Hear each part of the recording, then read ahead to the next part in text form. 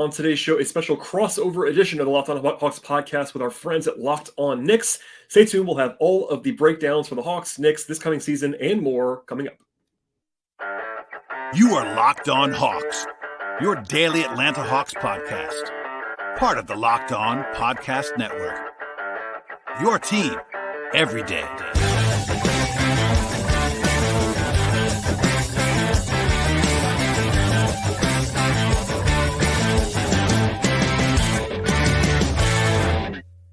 And as promised, we are joined by the fantastic Brad Rowland, the host of the Locked On Hawks podcast. Brad, we were just commiserating over what a long, relatively boring offseason it's been for both the Knicks and Hawks, but that will change shortly as training camp about to get underway for both teams. Really big season for the Knicks. I would argue maybe even greater stakes for the Hawks this year. Let's just start as broadly as possible. First full year under Quinn Snyder. I've seen a lot of hype for Atlanta around the internet. I know Zach Lowe's really high on them this year. I've seen a couple of other big names just kind of say like, hey, Hawks are kind of a dark horse to be top 4, 5, or 6 seed. At least on our pod, we haven't really considered that possible.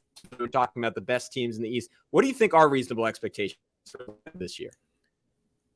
Yeah, I think it's interesting because like even people that are high on the Hawks, like I think Zach, you mentioned Zach Lowe, like he's almost made it a bid at this point. Like I don't think he even believes it all the way through. But no, it's one of those things where I think the Hawks should be better than they were a year ago, and that is the baseline expectation. Now, what that actually means is interesting because internally they want to be a top 6 seed. I mean, that's going to be the goal for every team in this range. Is going to be, hey, we want to be a non-play-in team. But for this Hawks team, after the last 2 years of being in the play-in with high expectations, they're going to hope and bank on being better than that. I agree with that focus.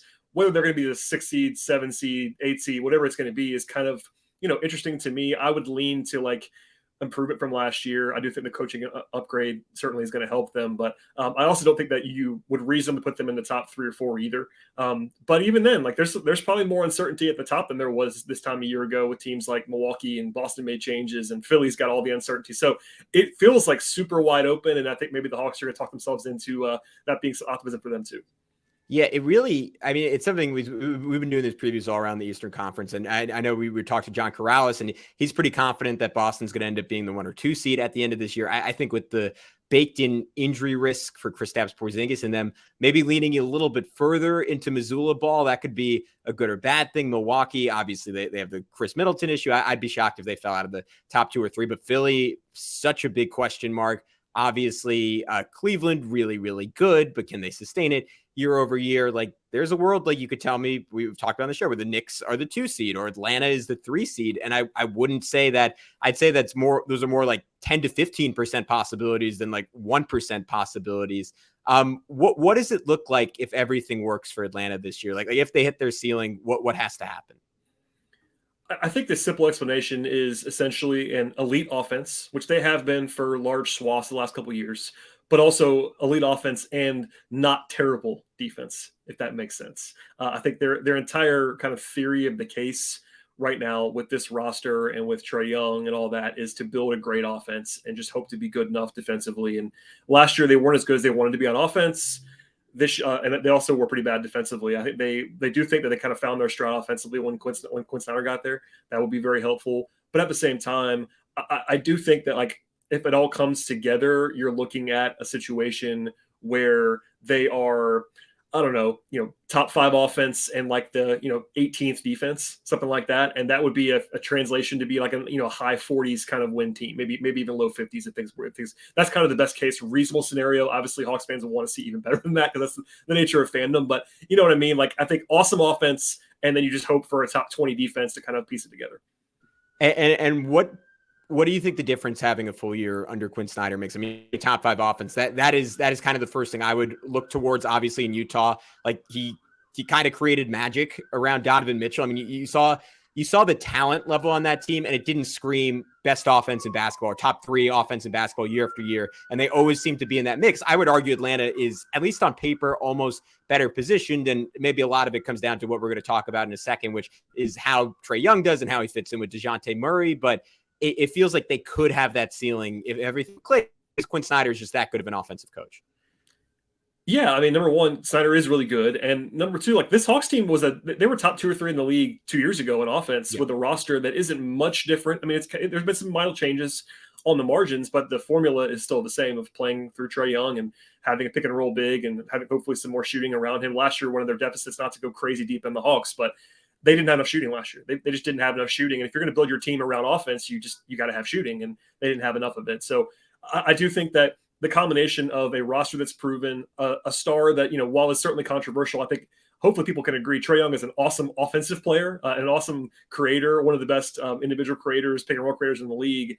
Having that guy and enough pieces around him and a coach who I think the generous way that I've put it recently is like a little bit more modern in approach than what Nate McMillan was doing previously when I think he was not maximizing the talent that they had. So I think obviously we haven't seen it on a large scale yet, but I do think that Quinn Snyder and his history that you point to with Utah, I made the same comparison. Like the roster and the talent was not. You could argue maybe it was a little bit better in Utah, but it was not demonstrably better than what he has in Atlanta. And they were a perennial, 48-52 kind of win team with good offenses. And yeah, they had Rudy Gobert and anchor the defense. That definitely matters. But they were able to build good offenses, even with talent that was, again, like not out of this world. And I think, Trey Young, you could argue might be the best piece he's ever had at the point of attack, just on offense. Mitchell is really good too, but it's interesting kind of see all those pieces together. But he's, of course, the key to everything.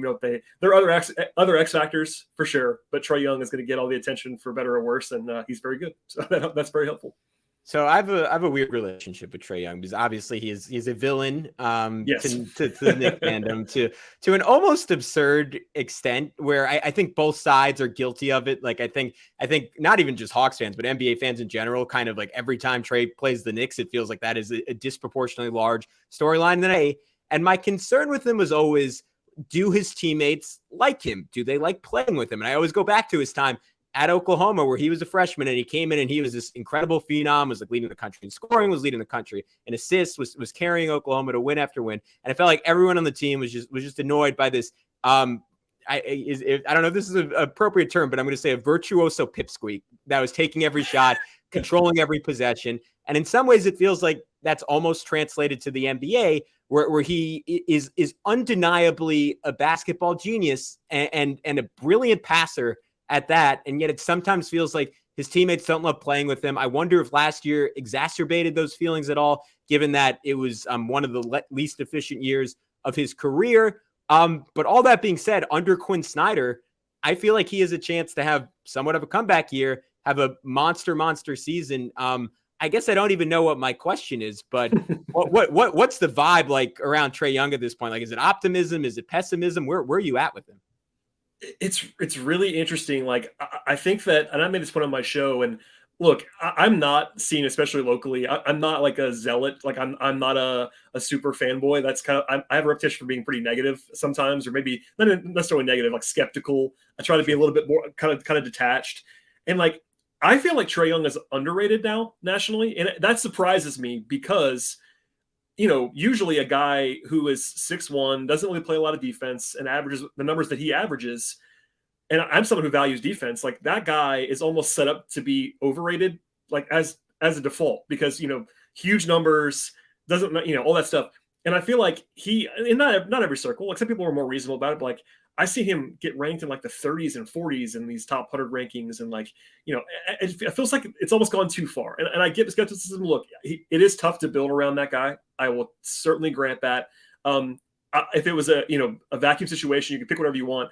I would not want to start my team with a 6'1" point guard who is not a very good defender. It would be tough to do that at the highest level, but he's the best player they've had in a long, long time. And this is what they've done. And that makes a lot of sense through that prism. And like, yeah, I think that his rep is probably worse than it should be. I think that he had some trouble as a young guy playing with teammates. I think not everyone loves playing with him. I will grant that. I think there are guys though that get along well with Trey. Like I don't think he's this like super negative locker room presence or this. I also think he's actually matured quite a bit, even with the media, which doesn't really matter. This, like he's gotten a lot more like introspective and like he'll take accountability in a way he didn't used to when he was a young player. That kind of thing. Like you just see the growth every day of watching this guy. So long story short, I think that he's really good at offense. I think he has improved in some certain categories, but even last year, I would call it a down year for him by his standards. And now that's impressive when like you still look at what he was able to do both on the court with the team and also his performance, like he was still a really good player, but it was not a great year for him. And he has to be better for the Hawks to be where they want to be. I think he acknowledges that. They acknowledge that. So like, I think it's weird, honestly, the discourse around him. I'm sure it's even weirder in New York, where you talked about him being the villain and all that stuff. That's kind of funny. I think he leaned into it too, admittedly. Like he won on WWE, all those things like made it a bigger deal than it probably needed to be. But I think that it's kind of weird, like how much it's gone the other way. I would have guessed that he would always be probably overrated. And I feel like it's not necessarily the case right now, which maybe that comes with back-to-back play-in teams and him being the best player on those teams and kind of just getting, some people just dismiss him as this like, yeah, he's just a guy. And like, I think he's not just a guy. He's really good. It's just that he has weaknesses and places that you wouldn't necessarily want to build around.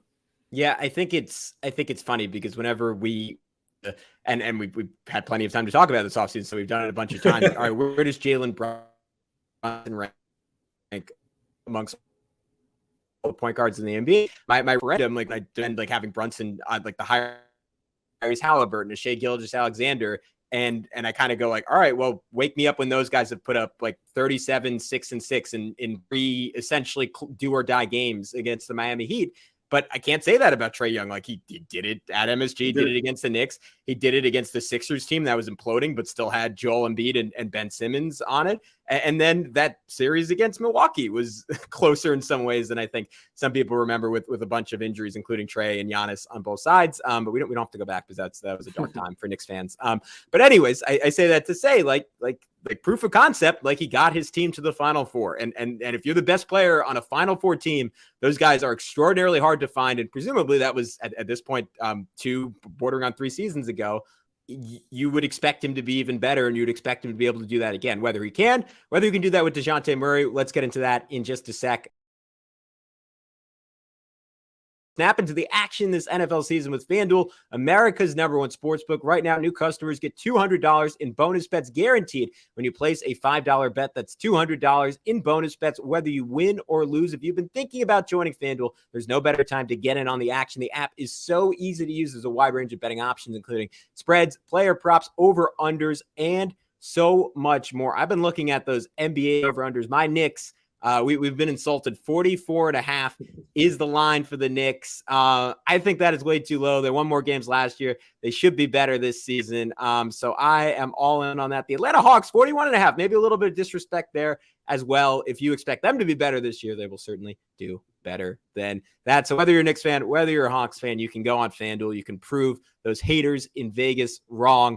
And if you want to do that, visit FanDuel.com/lockedon and kick off both the NFL and the NBA season. FanDuel, official partner of the NFL. All right, let's keep it going. Trey Young, DeJounte Murray. Match made in heaven. On paper, some people thought last season, some real questions offensively. Defensively, I was all in on, wow, that's so smart. DeJounte is going to cover up for Trey. It's going to get Trey off the ball a little bit more, maybe especially once Quinn took over. He's going to lean in a little bit more into being his inner Steph Curry and operate as a massive, massive magnet, drawing the attention off of defenses. And you hear the ambulances going by, Brad, because it didn't work out that way. It wasn't a disaster that would necessitate an emergency vehicle, but I don't think it was quite as clean as people in Atlanta probably hope. What are fair expectations for this season for the duo? And what are kind of the key things that they have to figure out?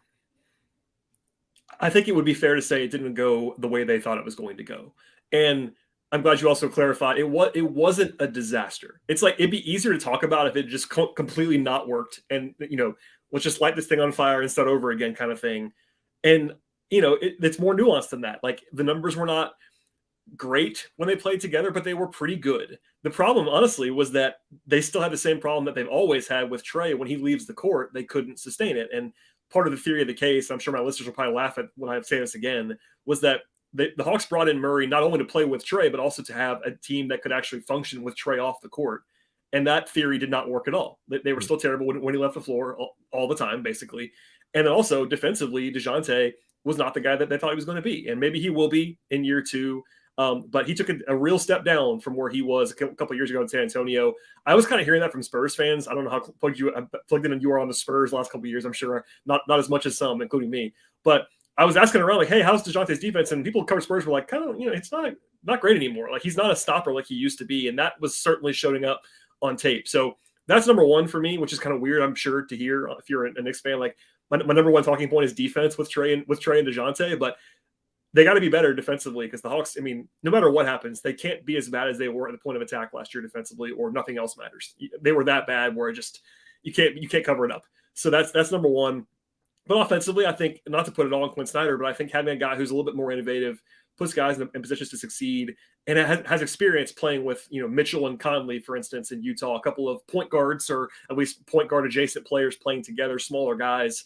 And, it's not like an easy fit like a glove kind of thing with Trey and DeJounte, but they both have strengths and weaknesses. I think more 3-point shooting, both from those guys and also around them, more space in general, more pace from Quinn will all help. But yeah, I mean, it's obviously a very clear thing to say and a sort of a Captain Obvious thing, but they have to be good together or it doesn't matter. Like they traded so much for Murray that if this doesn't work again in year two, by the way, they also paid Murray in the offseason, which we should also point out. It was a deal that everybody, even if you don't love Murray, it was kind of a bargain contract. Like I was surprised he signed it. Everybody kind of was surprised he signed it, but they also invested in him for 4 years. So it's a high wire act. They're not all in, but they're definitely getting towards that with this group. So we'll see is the not sexy answer at all, but it has to work or it's not going to work big picture.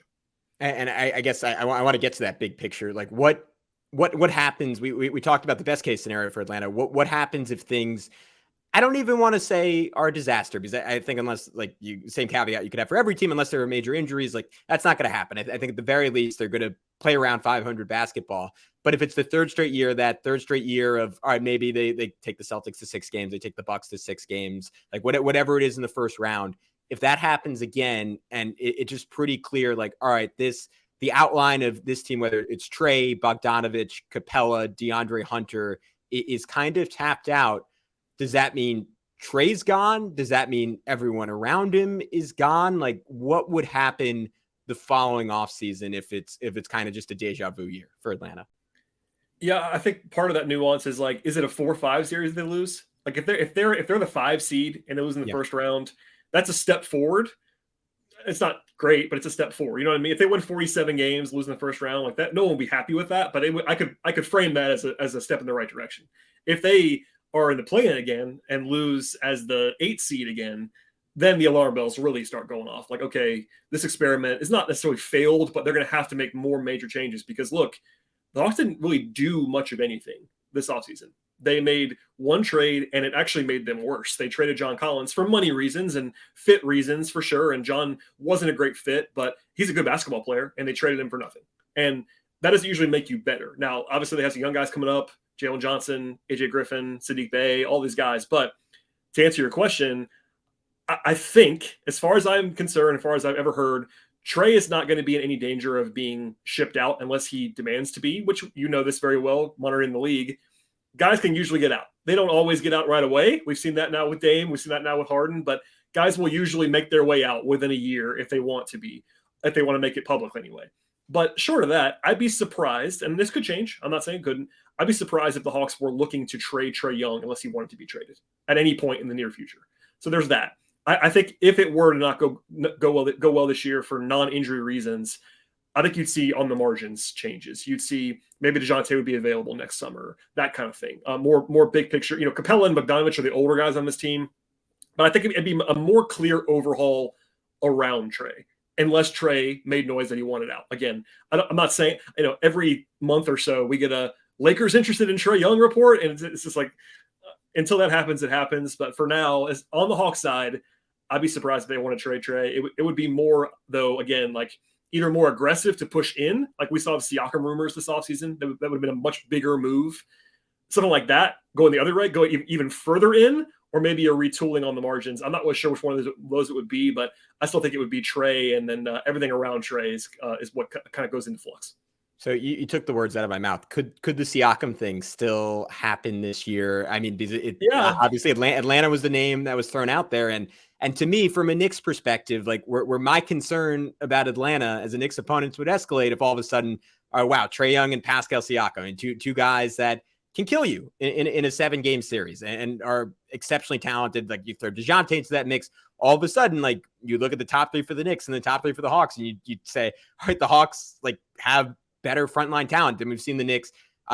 Whatever you think about the Cavs, like maybe able to overcome that. And like, I think that would be a great series, but that at least in my mind for the Knicks and maybe even for some other teams in the East would change the equation. But where is that at? And I guess what were kind of the breaking points, and if there were talks and they did get advanced there? Yeah, I mean, part of it is that Siakam is making it known to everyone, either him or his camp, that he doesn't really want to be traded. And it's kind of the opposite of Harden and Dame, whereas like your star is like really getting it out there, like even to people like me who are not like the leading, you know what I mean? Like I heard multiple sources like, hey, he doesn't want to be traded, and not just to Atlanta. It wasn't just Atlanta. Like he wants to stay in Toronto. And if you're telling everyone, A, I don't want to be traded, and B, I won't sign an extension if you trade for me, teams are going to not give up as much as the Raptors want for him. So that's the big picture of why it didn't happen. The Hawks also kind of maybe drew the line in the sand, which they should. I mean, he's got 1 year left on his contract, and with all the stuff I just said about not wanting to re-sign necessarily, and look, do I think he probably would re-sign if they traded for him? Yeah, I kind of do. Like most of the time, guys sign with the team that they're already on because they get more money. It is what it is. But if you don't have that assurance, and in fact you have the opposite of that assurance if you're the Hawks, you kind of have to draw the line and say, all right, this is our best offer. We're not going any further. And that wasn't enough for Toronto. And that makes sense on all sides. I kind of get it. Like the Raptors it's not a Raptors podcast. I don't really know what they're doing directionally. I don't really understand the Raptors as a general process right now, but they don't want to trade Siakam. And I get that. He's an all-star. He's an all-star level player. He's really good. Could it happen again? Yeah, sure. I mean, if Toronto lowers their asking price, or if Siakam's side maybe stops being so firm and not wanting to be traded, or the Raptors are just bad early in the year and they just kind of wave the white flag finally and kind of trade everybody, or the Hawks trade more and they get more desperate. All those things could happen. And, as soon as things kind of cooled down in like mid-late July, it was really hot for like a week, maybe 2 weeks. And then once it didn't happen, I'm like, this probably won't happen. And if it does, it's going to be maybe into the season or maybe into training camp. So we're kind of back in the range where it could happen again. I just don't think that – I think it would have already happened if it was going to happen during the summer. But, again, if Toronto's not very good, they should be more active to trade him. And I think the Hawks, if they're playing well, are still active and trying to, quote-unquote, buy to make themselves better. Because I think they know deep down this team right now is not a contender. If you add Siakam, you could talk yourself into that. I'm not saying that they would immediately become that, but that's at least a move that says, hey, we're going to go get another top 25, top 30 guy in the league on this team. That would be obviously a big signal.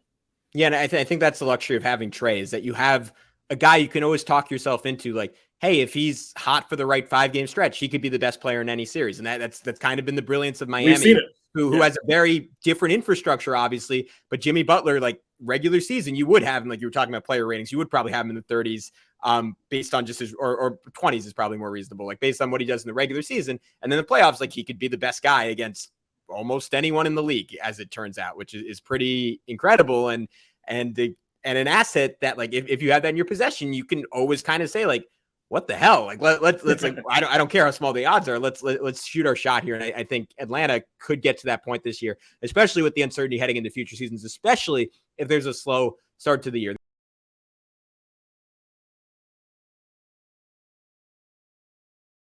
The other thing that really interests me with Atlanta is some of the younger guys. AJ Griffin was someone I remember last offseason from a Knicks perspective. We were talking about a whole lot. New York kid from Archbishop Stepinac in Westchester. And every expectation I had for him as a rookie, like it's hard to say he blew it out of the water because he just didn't play enough. But when he was on the court, like the talent was just obvious. And you know better than I do, Brad. He's someone I'm super high on. Where does he fit into the mix? Where does Jalen Johnson fit into the mix? So it's some really good flashes. Where does Kobe Buffkin, who, based on what you said and based on what I've heard, like obviously I don't think ultimately held up a Pascal Siakam trade, but I know that was a note that was out there. Yeah. So where do all these young guys kind of fit into the mix for Atlanta this year? For sure. I mean, number one, Griffin, I'm with you. I like AJ quite a bit. That was a heist in the draft. He only fell that far because of injury concerns, and knock on wood, his rookie year there were no injury concerns, and that's great. It's 1 year, but it's great. He was able to play without really any questions, and that's fantastic. Also, he's that archetype of, like, he's not a super athletic guy for a wing, but he's 6'6", 6'7". He's got bulk, potential for two-way. He can shoot. Like, he checks all those boxes that every team wants on the wing. He'll play a big role this year. Probably, I mean, he's going to be off the bench, but certainly an evolving role. And Jalen Johnson's a guy that might even start for them at some point this year. I don't know if he's going to start opening night because they have Sadiq Bey too. But those two guys, I've often said that for them to hit their ceiling, like 2 years from now, if they don't make another big move for a Siakam or something like that and kind of roll with this team, they need one of them, maybe even both of those guys, to really kind of pop and take a next step. And that's not fair to them, but it's just what it is. You kind of just need that internal guy to jump. And I like Griffin probably the most, but Johnson's talent as a 6'10" guy who can, dribble and pass and defend and flatten on the court and all that stuff. He's a very, very attractive player, and they'll both play real roles this year. Bufkin, you mentioned Bufkin is like that. I think he was not the hold up in a Raptors trade. That kind of got floated out there. The Hawks didn't want to trade him. I mean, they just drafted the guy. I mean, that's not a huge surprise. You take a guy at 15, you usually like the guy that you just drafted. Yeah. And I think it was more of a case of like they were already offering AJ Griffin, which was a lot for the Hawks to offer in their mind. And they were like, no, you can't have both of Griffin and Bufkin, if that makes sense. That's what I understand. I'm not reporting that. That's my guess on the outside. Yeah. It was very similar last where we had the Donovan Mitchell stuff and everyone's like, wow, you won't trade Quentin Grimes for Donovan Mitchell? LOL. And it's like, no, we won't trade Quentin Grimes and 9 picks for Donovan Mitchell. But yeah, sorry, that's exactly it. I mean, I'm sure if the deal was DeAndre Hunter and Kobe Bufkin for Pascal Siakam and that was it, they would have done it. Sure. But maybe I shouldn't say I'm sure. I believe that would have happened if that was the deal. So it wasn't like they were just saying you cannot have Kobe Bufkin. Anyway, I like Kobe Bufkin a lot, but as a rookie, is he going to play much?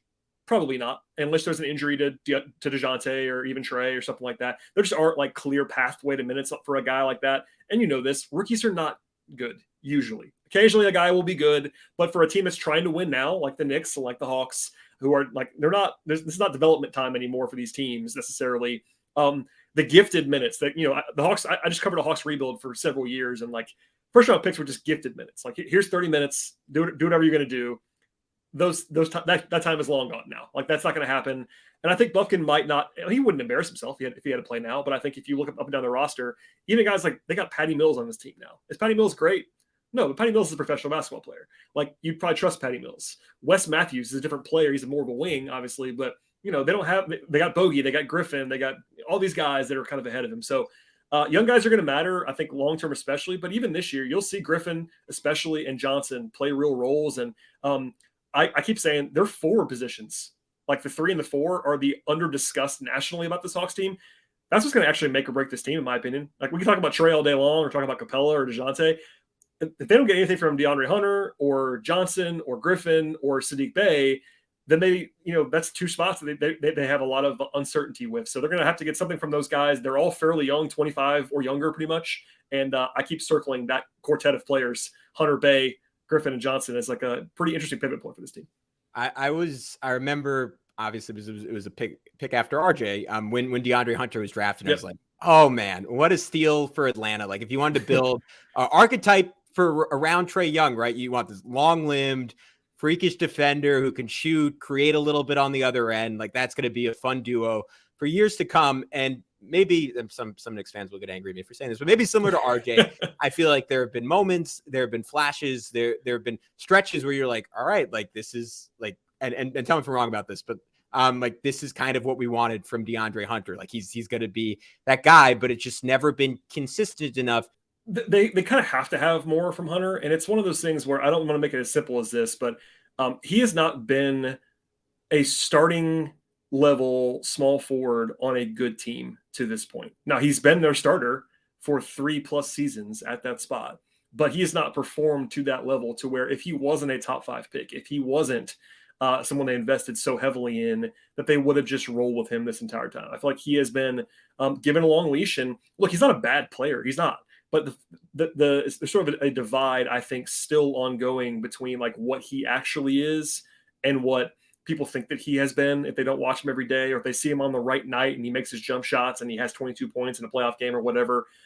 It's interesting to me, like there's a divide there between like what he actually is and what he maybe purports to be, or maybe people think that he is outside. But yeah, it's a big year for him. They already paid him, so that's something. There's gonna be pressure on him as someone who's already been extended at a real number, a starting money kind of number. And he's really important for them defensively because of, not to belabor the point, but they have all these guys who I would describe as probably below average to be kind perimeter defenders, and he kind of has to piece it all together. Him and Jalen Johnson are really the guys, and maybe DeJounte Murray, if he bounces back on that end of the floor, are really the guys that they're going to have to get more from, I should say, defensively. to make up for your Treys and your Bogdanoviches and your Sadiq Beys, and even Griffin probably at this point is a negative defender. So, I think that Hunter just needs to be out there, and like, maybe he's never going to be this guy who creates a ton of havoc defensively. He's never going to be this guy who is a great passer, but making the simpler plays, maybe taking more threes, being more fun, kind of being more sound defensively, rebounding a little bit better, that kind of stuff. Just kind of incremental improvements. And I think that he kind of is what he is. I think the breakout, given his age, is not going to happen at this point. But I think if he can kind of just prove to be a starting caliber small forward, that's kind of all he has to be, especially if it has sort of a defense first bent. Yeah, I think that eventually Okongwu is going to be a starting center for this team. That's not a huge surprise. I do think the way you kind of teed it up is funny, because Hawks fans have this battle, and I find myself defending Capella a lot because Capella is really good. That's the thing. Clint Capella is not an exciting player, but he's very good, and he's very well respected. He's a good defender. He's a great rebounder. Trey loves playing with him. Great screen setter. All those things. Like, he's just kind of boring. And Okongwu is the next thing. And he's really young, and he's really fun. And he's, by the way, importantly, very good. And they have two guys at this spot. And center's kind of the one spot on the court where, like, they can't really play together. It is what it is. And that kind of causes this friction between the two. Not between them, but because, the fan base when they talk about both these guys. So I think eventually Okongwu will be the guy. I think they're going to have to trade Capella for that to be the case, because they've invested in Capella, and like, Capella's, it's going to sound weird, he's too good to come off the bench. Like, you can't realistically ask Clint Capella to come off the bench in his current form. Like, it's just not I guess he probably would do it. He's a great guy, but you know what I mean? Like, he's too good to do that. And I think that the way to pave the way for Okongwu is to trade Capella. And that's not a huge surprise. In fact, I've said this before. I'm kind of shocked that they're still both on the team heading into year 4 of Okongwu. When they drafted Okongwu, I would have been very, very surprised that to have this combination of Okongwu being good, which I think we already know he is good, and also having the fact that, Okongwu being good and the fact that Capella's still on the team in year 4 is like so weird to me. And that happened, and that's unfortunate for all parties involved, but there you go. And I think that, it's a strength that they have. They're good. Having two guys is not a bad thing, but they have probably invested too much in that one spot, like objectively, to have a top 6 pick and a guy who's like a quality starting center in Capella. Eventually, they're going to have to clear the decks. And again, I'm surprised it hasn't happened already, but eventually it's going to be Okongwu's job, whether it's by the deadline this year or whether it's next year or what. They're going to have to trade Capella at some point, and it's coming. All right, Brad. All that being said, win prediction for the Hawks this year, playoff finish, and we've thrown this one in just to create a little spice at the end. Prediction for season series against the Knicks. They play 3 games against each other this year. Ooh, 46 wins is my guess, which might seem high. Their over-under is 41.5. I think I like the over. I'll say that. 40. I'm less confident on 46 than I am about liking the over on the Hawks win total. Combination of Snyder and all that stuff. Where that puts them in the East is probably like, the 6 seed, 7 seed, something like that. 6 seed. Could be as high as 4 or 5. Wouldn't surprise me. Top 3 would kind of surprise me, but look, maybe. Season series. Do you know if there are 2 in Atlanta or 2 in New York out of the 3 games? I got it. Important question. I know they play. I think this is fun. They play the second game of the year, so we're going to get some early input on all of. That's the home opener for the Hawks, I believe. So that's a lot of fun. Yeah. Anyway, I think that there's a reason New York has a higher win total than they get 2 does. at home, Brad. Okay, so that makes it harder. If it had been 2 in New York, I would have said New York. I would have said New York 2-1. Man, 2 at home. It's like 50-50 because I feel like the Knicks, regular season wise in particular, are better than the Hawks. It's just that because of the depth they have. New York's, I know you know this. The depth of the Knicks is impressive. They have 10 guys that you trust. Anyway, I'll say, you know what? I'll be a homer for once in my life. 2-1 Hawks. Everybody wins at home. The most cop-out answer of all time. There you go. All right, I gotta go because I think I'd be run out of town and maybe tarred and feathered if I said 2-1 Hawks. I'm gonna go 2-1 Knicks for my own safety. Brad Rowland, thank you so much. Before I let you go, can you just tell everyone where they can find all your great work? Yeah, Locked On Hawks, obviously same places you can find Locked On Knicks. You can find it Locked On Hawks anywhere. Also on Twitter /X, whatever we call that this time of year /millennium, at Locked On Hawks there as well. at BT Rowland for me. And yeah, all the Hawks stuff. Hopefully not too much of a homer. And yeah, I can talk about the whole league. I've been doing a whole series on over-unders across the East. So not just Hawks, just 95% Hawks, 5% Eastern Conference and other things. But yeah, find us all there. And I'm sure we'll talk again in some other form. I appreciate you. Yeah, you know what? Knicks Hawks Part 2 would be a movie. I think it would be, especially with Jalen Brunson. We kind of brought a knife to a gunfight last time around. This time it'll be a little bit more even. But for Brad, I'm Gavin Schall. This was Locked On Knicks and Locked On Hawks. We will talk to you all soon.